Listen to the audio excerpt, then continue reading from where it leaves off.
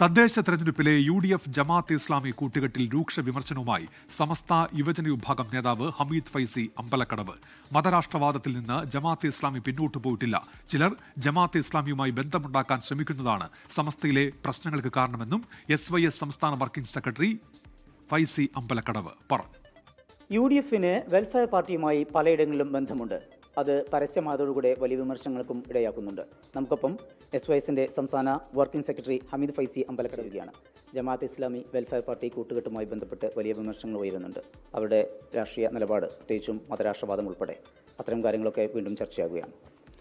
ജമാഅത്തെ ഇസ്ലാമി ഒരു സാധാരണ മതനവീകരണ പ്രസ്ഥാനമല്ല, മറിച്ച് അത്യന്തം അപകടകരമായ ആശയം വെച്ച് പുലർത്തുന്ന ഒരു സംഘടനയാണ്. ഒരു രാഷ്ട്രീയ പാർട്ടിയും അവരുമായി സഖ്യമുണ്ടാക്കാൻ പാടില്ലാത്തതാണ്. പക്ഷേ രാഷ്ട്രീയ പാർട്ടികളുടെ താൽക്കാലിക ലാഭത്തിന് വേണ്ടി അവരുമായി നീക്കുപോക്കുണ്ടാക്കുന്ന ഖേദകരമായ ഒരു സാഹചര്യം നിലവിലുണ്ട്. ഒരു കാരണവശാലും നീതീകരിക്കാൻ പറ്റാത്ത സാഹചര്യമാണത്. ജമാഅത്തെ ഇസ്ലാമി LDFന്റെ സഹകരിച്ചപ്പോഴും UDFുമായി സഹകരിക്കുമ്പോഴൊക്കെ ഇതേ ആശയം നിലനിൽക്കുന്നുണ്ട്. കാരണം ആശയപരമായി തീർച്ചയായും അവരെ എതിർക്കപ്പെടേണ്ടതാണ്.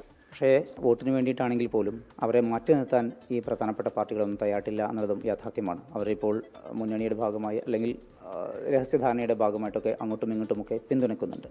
അതാണ് സത്യം. ഇവിടെയുള്ള കേരളത്തിലെ ഒരു രാഷ്ട്രീയ പാർട്ടിയും അവരോട് കൂട്ടുകെട്ടുണ്ടാക്കാതെ മാറി നിൽക്കുന്ന വിശുദ്ധമായ നിലപാട് സ്വീകരിക്കുന്നില്ല. ഒക്കെ താൽക്കാലികമായ നേട്ടമാണ്. ആ താൽക്കാലികമായ നേട്ടത്തിന് ഇപ്പോൾ ചിലപ്പോൾ 10 വോട്ട് കിട്ടും. ഞാൻ അന്വേഷിച്ച 10 വോട്ടല്ല പ്രധാനം, അവരുടെ മാധ്യമങ്ങൾ നമുക്ക് ഉപയോഗപ്പെടുത്താമെന്നാണ് ചില ആൾക്കാർ പറയുന്നത്. ഇതിനു വേണ്ടി അടിസ്ഥാനപരമായി കേരളം കാത്തു സൂക്ഷിച്ചു വരുന്ന മതേതരമായ ഒരു സമീപനം ബലി കൊടുക്കുക എന്നാൽ വളരെ ഗൗരവതരമാണ്. പ്രധാന പാർട്ടികളും മുന്നണികളുമൊക്കെ ജമാഅത്തെ ഇസ്ലാമിയെ വെൽഫെയർ പാർട്ടിയെ മാറ്റി നിർത്താൻ തയ്യാറാകണം എന്നുള്ള ആവശ്യം കൂടി അദ്ദേഹം മുന്നോട്ട് വയ്ക്കുന്നുണ്ട്. കോഴിക്കോട് നിന്ന് അബിത്തിനൊപ്പം സമീർ സി മുഹമ്മദ്, 24. ലോകത്തെവിടെയായാലും ഏത് സമയത്തും 24 വാർത്തകളും ഓഗ്മെന്റഡ് റിയാലിറ്റി പാക്കേജുകളും എക്സ്പ്ലെയിനറുകളും വിശദമായി കാണാൻ ഞങ്ങളുടെ YouTube ചാനൽ നിങ്ങൾക്ക് സബ്സ്ക്രൈബ് ചെയ്യാം.